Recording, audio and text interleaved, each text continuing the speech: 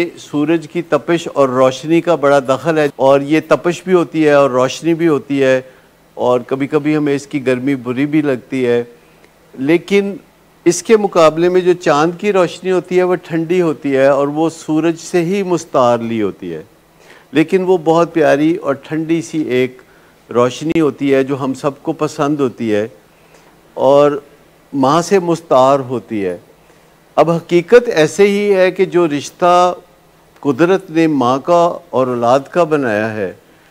वो रिश्ता ज़्यादा पक्का और ज़्यादा जोड़ उसमें गहरा है और इसमें कोई शक नहीं है। लेकिन तहज़ीब व तमद्दुन के साथ साथ इंसान वाहिद जानदार है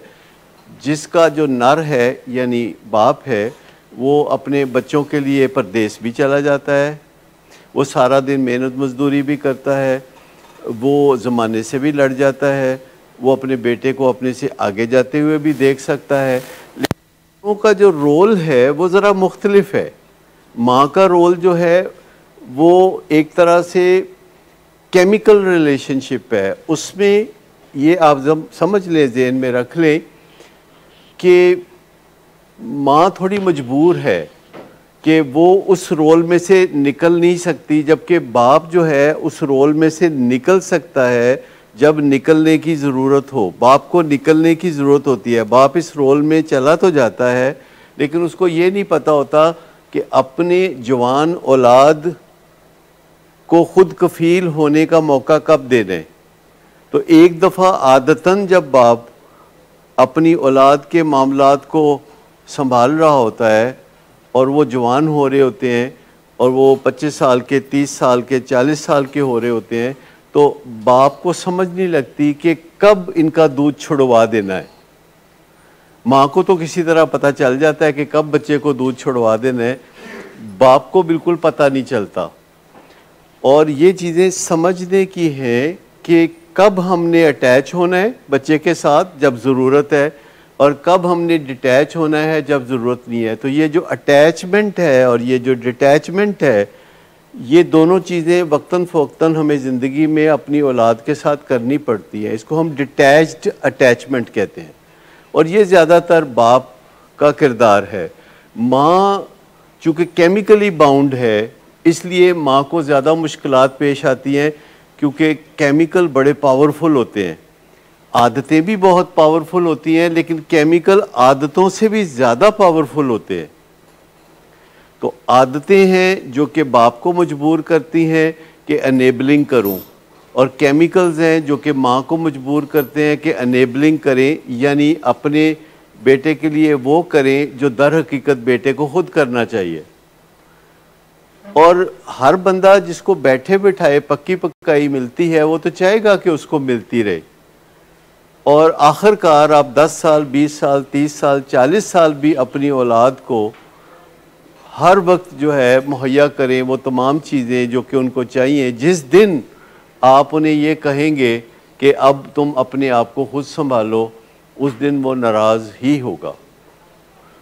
तो अगर आप जितनी देर से ये काम करेंगे नाराज़ी उतनी ज़्यादा होगी, और जब आप अपने बेटे को खुद कफ़ील बनाना चाहते हैं तो यकदम जो है ऐसा ना करें। आप उसे पहले बताएं कि अगले 3 महीने में या 6 महीने में आप कौन सी उसकी सहूलत विड्रॉ करेंगे, और वो गुस्सा करेगा लेकिन इतना नहीं करेगा, क्योंकि जब हमें कोई चीज़ दूर नज़र आती है तो हमें कोई इतना बुरा नहीं लगता। जैसे अगर आपको कोई आपका मुलाजिम कहे कि मुझे दिसंबर में 4 छुट्टियां चाहिए तो आप इतना बुरा नहीं मनाते, लेकिन अगर कहे कि कल 4 छुट्टियां चाहिए कल से, तो आप बहुत बुरा मनाएंगे। बाप का जो गुस्सा है, जो तेज़ी है, उसकी वजह से हर बाप और बेटे का रिलेशनशिप ख़राब होता है। तो हम चाहते हैं कि वो जो बाई डिफ़ॉल्ट बाप गुस्सा करता है, तो जब हम उसे मीनारे नूर कहते हैं और बताते हैं कि तुम्हारी तो ठंडक चाहिए, और माँ चूँकि बहुत नरम होती है और वो बहुत गुंजाइशें देती है, तो माँ को हम कहते हैं तगड़ी माँ बनो, तगड़ी। तो जिसमें जो लैकिंग है, जो विटामिन जिसमें कम है, तो माँ को तगड़ा होने की ज़रूरत है और बाप को नरम रोशनी वाला होना चाहिए, मीनारा नूर होना चाहिए जो रहनुमाई करे लेकिन मुग़ल आज़म बन के बात ना करे। तो आप समझ गए कि असल में बाप जो है उसमें तेज़ी, गुस्सा, ये सब चीज़ें होती हैं और हम चाहते हैं कि वो चीज़ें उसमें से निकल जाएं, और माँ में बहुत ज़्यादा एक गुंजाइश होती है कि खुद गीली जगह पे भी होके बेटे को खुशक जगह पे रखेगी, या और बहुत सारे घर से शॉपिंग करने गई है तो अपने लिए करने गई है तो बच्चे के लिए शॉपिंग करके आ गई है। तो माँ को कुछ और समझाने की ज़रूरत है कि तगड़ी हो जाओ, और बाप को तगड़ा नहीं करना, बाप को सॉफ्ट करना है, फ्लेक्सिबल करना है, असर्टिव बनाना है। लेकिन मैं इससे अंडर एस्टिमेट नहीं करता। कोई माँ परदेश में जाके नौकरी नहीं करती कि साल बाद मैं वापस आऊँ। ये एक बाप का ही हौसला होता है कि वो किसी रेगिस्तान में जाके और किसी अजनबी मुल्क में जाके वो काम करता है। मैं ऐसे लोगों को जानता हूँ जिन्होंने ज़िंदगी के 30-35 साल ऐसे गुजारे कि साल में बस 1 महीना आते हैं और उसके बाद वो चले जाते हैं वापस, और कोई उनको नहीं कहता कि आ जाएं हम रूखी सूखी खा लेंगे पर हमें आपकी ज़रूरत है, कोई उनको नहीं कहता। और वो चुप करके आते हैं, चुप करके चले जाते हैं, और साल में 1 महीने की जो छुट्टी मिलती है। तो ये जो कुर्बानियाँ हैं, जो बाप 100 लोगों की बातें सुनता है रोज़गार के ऊपर, हर बाप जो है जो भी वो कुछ करता है, चाहे वो एसपी हो, चाहे वो कोई सीईओ हो, चाहे वो कोई क्लर्क हो या मज़दूर हो, जब भी आप घर से रिज़्क़ कमाने निकलेंगे तो आपको किसी की बातें सुनना पड़ेंगी। जबकि माँ को ये तहफ़्फ़ुज़ हासिल है कि उसको किसी गैर की बातें नहीं सुननी पड़ती। तो मकसद, जो बात समझाने का मकसद है कि जो लैक कर रहा है बाप जहाँ, वो है उस नरमी को लैक कर रहा है। मैं ये नहीं कह रहा कि बाप यस कहे, मैं ये कह रहा हूँ कि नरमी से नो कह दे। और कभी कभी बाप के मुंह से ऐसी बातें निकलती हैं जो रिश्ता ख़राब करती हैं, और माँ जो है वो कभी कभी तजावज़ कर जाती है उस चीज़ में जो कि नहीं करना चाहिए। अपने बेटे की सीधी ज़िंदगी के लिए उसको थोड़ा बहुत, जैसे बचपन में माँ टीका लगवा देती थी मुंह ऐसे करके कि लगा दे डॉक्टर साहब टीका, तो वो उस तरह का टीका जब लगवाने का वक्त आए तो लगवा दे। तो ये जो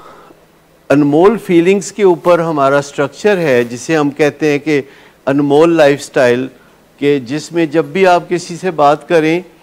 तो वॉचफुल हों कि आप बातचीत करते करते किसी को कहीं थोड़ा बहुत हर्ट कर दें, मनफी फीलिंग्स दे लें, और आप उसको ऑब्ज़र्व कर लें, तो वहीं से पलट के आप अनडू करना शुरू करें और 1-1.5 मिनट में सारा ही प्रोसेस मुकम्मल कर लें। कि पहले आप कोई 20-25 सेकंड में बताएं कि किसी ने क्या गलती की है, फिर 20-25 सेकंड में बताएं कि आप किस तरह दुखी हो गए, और फिर आप बताएं कि ये नहीं कि मेरा तुम्हारा रिश्ता जो है ख़तरे में पड़ गया है, इसका मतलब ये नहीं कि मैं कभी तुमसे दूर हो जाऊंगा। क्योंकि बच्चों का सबसे बड़ा खौफ, ख़ास तौर पर माँ के बारे में ये होता है कि ये मुझे छोड़ जाएगी,